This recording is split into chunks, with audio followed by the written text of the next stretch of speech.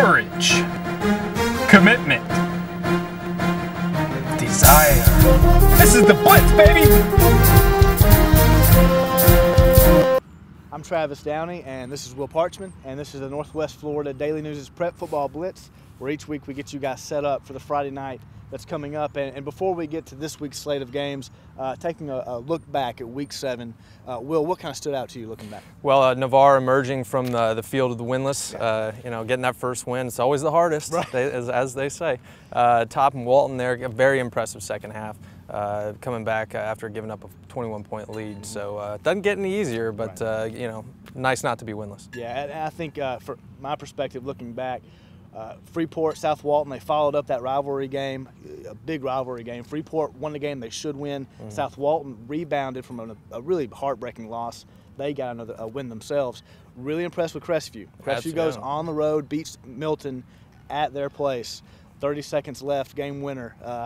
Really impressive way to kind of close the non-district portion of their schedule and then get ready for district play this week. But really impressed with Crestview. Sure.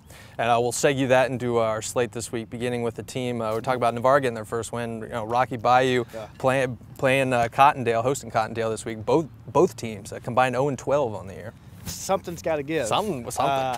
Yeah. And just looking at the schedules, I'm going to go with Cottondale. I just think Cottondale will come to Destin and get the win over Rocky Bayou. Maybe next week for the Knights, I don't know. But for this week, I'm going to go with Cottondale.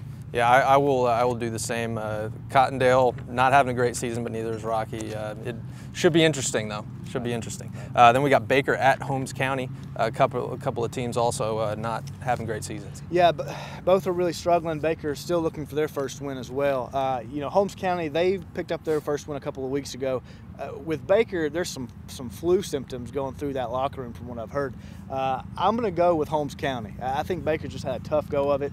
And I'm going to go with Holmes County because I think they may be a little bit more healthy. If you look at Holmes County's schedule, they've beaten a Vernon team that's pretty decent. Played close with a couple of good teams. Baker, just don't see them getting off the winless snide, as it were, this week. South Walton traveling to Sneads. This is probably the District 1A game to watch this week. Two teams, very much fighting for that second playoff And spot. speaking with South Walton's coach, David Barron, this is pretty much a playoff for that second slot there in the district, and he's aware of that. His team's very aware of it. He called it a week in which there's no room for failure. So they have it at home, which I think will help. That home crowd, South Walton, they're used to close, grinded out football games, last-second games. I think South Walton will get it done. They'll win this week. Yeah, grinded out is probably exactly what you're going to see this week. I do as well like South Walton to do that and nestle in right underneath Freeport there in that district. Then we've got Freeport. Speaking of the Bulldogs, they travel to face Bozeman this year. Bozeman team that's not really been all that impressive. Yeah, in Freeport they have been very impressive. They're 5-0. In district play. Their only loss on the year is Milton, which is nothing to hang their heads about. I think Freeport will go on the road, take care of business. They're going to be relatively healthy, and they're just a better football team. And as long as they have guys like Cole Weeks and Nathan Hendrickson in their backfield, I'm going to pick them in this district race. I'm going to say Freeport takes care of business. I find it very hard to pick against a Freeport team that's just been obliterating teams lately, including South Walton. Right. So you got to go with Freeport. Next we got Pensacola Catholic traveling to face Walton. Walton welcoming the de facto kind of the beginning of the season, the district, the challengers for the district's top team. But I mean, this year, it's kind of played out that way as well. Yeah, Catholic's a good football team, and they've got a lot of skill position players over there. I think Walton's going to have their hands full. Last year it was a 31-0 Catholic win.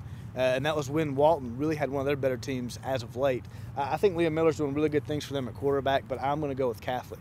I just think they're overall, top to bottom, a little bit better of a football team than Walton is right now. The cupboard's not exactly bare for Walton, so I don't think this will be a game that they roll over. But Catholic is just too strong. They've beaten 3A, 4A teams this year. Something Walton failed to do against a winless Navarre team last week. So definitely see Catholic pulling this one out on the road in the last district game there for Walton. Then we've got Washington coming to Choctaw. Choctaw hosting that Washington team on a roll. Very much so. Really been impressed. You knock off number 4 at their place, then you go on the road and get another big win. First time in several years that's happened for a Choctaw football team. I do not think Greg Thomas is going to allow this team, just because they've won 2 in a row, and they're sitting pretty in that district race right now for that second spot. He's not going to allow them to get overconfident and overlook anybody. I think Choctaw will go into that game very focused and come out with a win. I think this game could be a blowout in Choctaw's favor. They're definitely on the downward slide of their schedule. The teams that they face from here on out, with Fort Walton Beach being the lone exception, are not great teams. Definitely should be favored, which maybe is a switch in mindset over the first half of the season. So maybe that's something to contend with as well. Then we've got Navarre traveling to Escambia, an Escambia team that's lost its last 3. Yeah, but they've played some better competition than their record would indicate. For that reason alone, I hate to go against a Navarre team that just got its first win, but I'm gonna go with Escambia to get the win. Definitely going to Escambia. Navarre's on the upward swing, but I don't think they're there yet. Escambia does get the win there at home. Mosley traveling to Crestview. District 2-4A back in swing this week. Yeah, big game. Crestview's coming off a huge win, and now they're at home. So it's all there for them. I'm going to go with Crestview. I just think, given the fact that they won that game the way they did, they're a physical football team. I like Crestview to win this game. I do too. I think the Mosley team I saw at Niceville, not the strongest. I think Crestview can definitely overpower them. And then moving on, the marquee matchup of the week, without a doubt, Niceville at Fort Walton Beach. Definitely be well attended. How do you? It's a game that we've been kind of looking forward to all season long. Kind of one of those you circle when the schedules come out.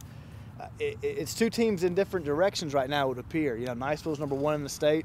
Everyone's healthy. Roy Finch, Cody Williams, everyone's playing good ball right now. Fort Walton Beach, on the other hand, coming off of a loss. Their offense has scuffled a bit as of late. Luke Barnes, as of today, is kind of a 50-50 chance of whether he'll play or not, according to Coach Mike Owens.